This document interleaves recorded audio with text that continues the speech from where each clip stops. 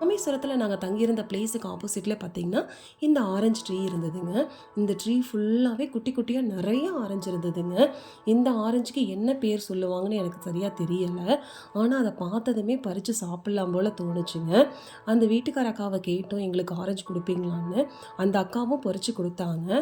கொடுக்கும்போதே சொன்னாங்க, இதை அப்படியே சாப்பிட முடியாதுங்க, ரொம்ப புளிப்பாக இருக்கும், நீங்கள் ஜூஸ் போட்டு தான் குடிக்க முடியும்னு சொன்னாங்க. நாங்களும் சரின்னு சொல்லி வாங்கிட்டோம்.